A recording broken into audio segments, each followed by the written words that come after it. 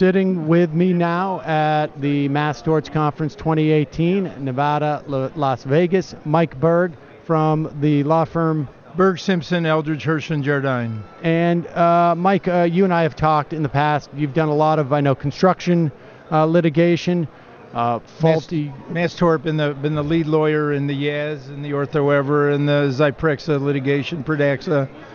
Okay, so what are you working on now? I think there's something that people should really know about that we're working on now. With the Kavanaugh hearing and the hurricane, the very little news came out about these gas explosions that occurred north of Boston in the Lawrence and Andover area. These explosions were not one explosion of one building.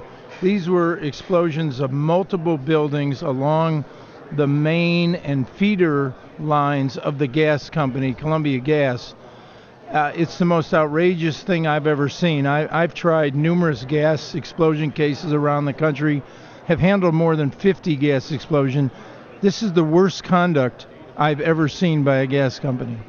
Okay, give us a sense of, and I don't think people appreciate this. This is, when you say it went across these two towns, it wasn't where they were joining. I mean, it literally, like, how many miles span were houses subjected to just blowing up? Probably between 3 and 5 miles. It's unbelievable. And the reason, and this is really such an amazing situation, is in 2004, the gas company got acquired. At that time, we have memos showing that they knew that these lines, these old steel lines, which had been around for more than 50 years, needed to be replaced. They had leaks, they had corrosion, and they knew they were dancing with the devil if they didn't do it. And so this is Columbia Energy, and they are bought out by National Grid. Is that what happened? Well, they were bought out by a company out of Ohio, which bought them. Is a holding company that now owns Columbia Gas, but we hold both responsible, and they knew in memos that they needed to repair and replace these lines. They knew there were leaks in these lines. They knew that if they didn't do it really quickly, there were going to be potential problems. And what people don't understand about the delivery of natural gas is that it's lighter than air. So if you have leaks, what happens to it, it tries to get above ground. It'll go ahead and permeate along the line. And if you have multiple leaks along the line, which is what they had here, ultimately that gas will find a way to get out, whether it's through cracks in the basement, whether it's in a house, whether it's in a store. And when it does, and you get the right mixture of oxygen and natural gas, and it can be from a pilot light, it can be from a boiler, it can be from static electricity. You now have an ignition source, and the next thing you know, you have a catastrophic explosion, which there's deaths, there's people who are burned. How many deaths were we talking about? We know of at least 3 at this point in time. We have probably a half dozen people that have been burned. But even beyond that, these people have been evacuated from their house. And what's interesting is you have the town of Lawrence, which is one of the poorest towns in Massachusetts, and then you have Andover, is one of the richest, right next door. And these poor people, the ones in Lawrence, they were evacuated. They couldn't get back to their home. They have no gas. They have no electricity. They got to go stay with somebody, a friend, outside of the explosion area. Most of them suffer from PTSD. Most of them have incredible damages, keeping them from being able to go in and go back to what would be a normal life. Gas still has not been restored. Wow. People have still not been able to get to their property. Well, here's what strikes me. There's a couple of things.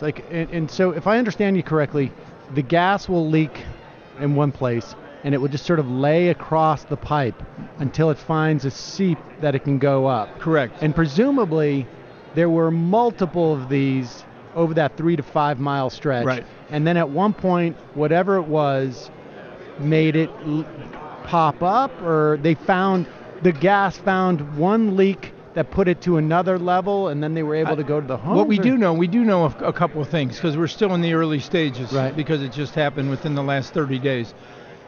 What we do think is that the gas pressure went down, and then the company increased the gas pressure in the main line.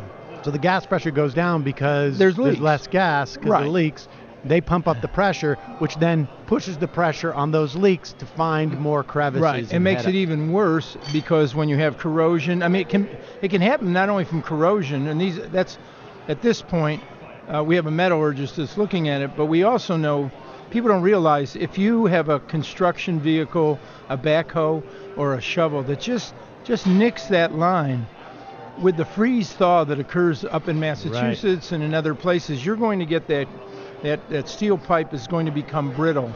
And you may have had, and we don't know yet because we haven't gotten all the information, a catastrophic fracture where the pipe itself breaks open. And maybe there's multiple catastrophic fractures that occurred.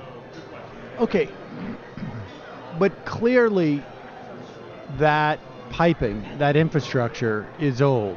Yes. You have memos that suggest that, Yes. like, we have old stuff. You guys are buying us, but we should just tell you in full disclosure we have old stuff. And so the holding company is responsible because they are aware of it. The existing company is responsible.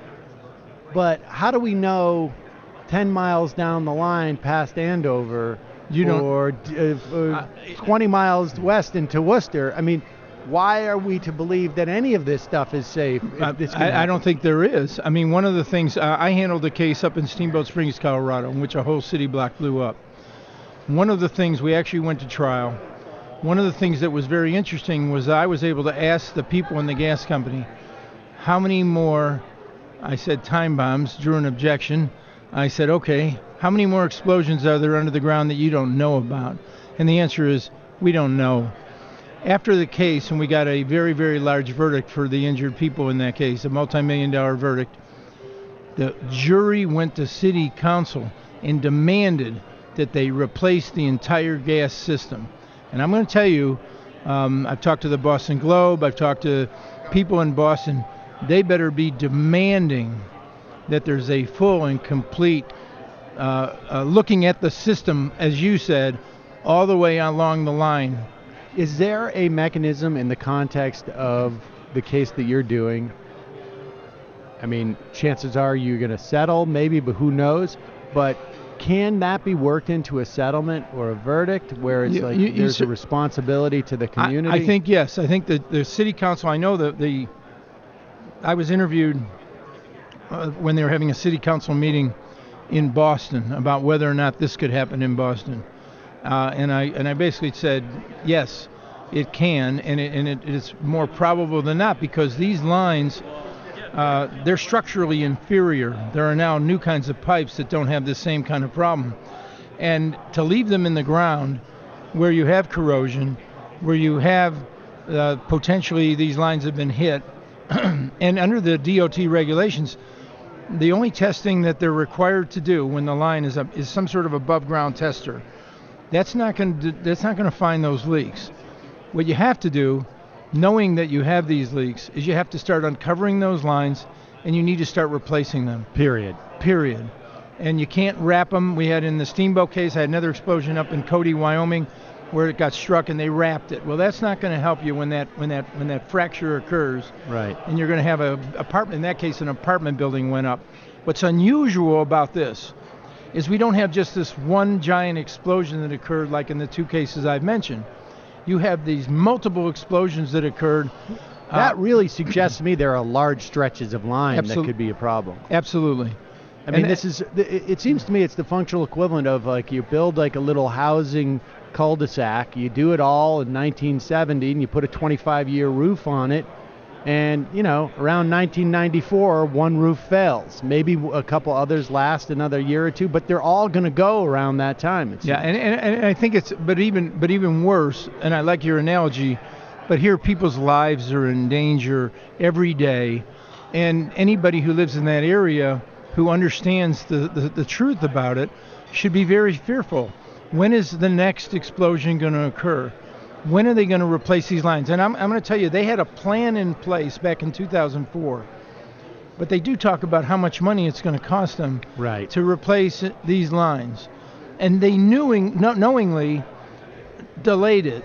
So we went from 2004 to 2018, and they had plenty of time to fix this so these people would not be going through what they're going God through. forbid you do that now. I mean, it's all about shareholder value, right? Because if we expend more money, where are our profits? We're just eating into profits because we're investing in the future. Shareholders want their payoff now, and so this is one of those things. There's another twist that I want to make sure everybody understands.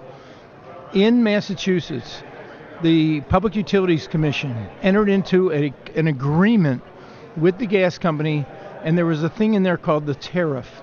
And in the tariff, they attempted to limit the liability of the gas company for anything like this. And they did it without the consumer's knowledge, without the consumers knowing, in which it says they're not going to be responsible for anything that occurs with regard to the gas line. And the argument was, well, we're going to keep your gas prices lower that way. All that did was incentivize the company not to do the repairs they needed to do. Well, if they're not liable, then yeah. And we believe, because there is some case law in which they've enforced the tariffs in a subrogation case, that the tariff has to be reasonable. And under these circumstances, this company has to be held responsible not only for the damage that it caused, the injuries that it caused, but also consequential damages, and in this case, it is our opinion, punitive damages. So, Mike, when do you bring in activists? I mean, you said a jury went to their city council and said that, but this seems to me to be one of those situations where activists would become aware of this tariff and agitate against this and make their lawmakers.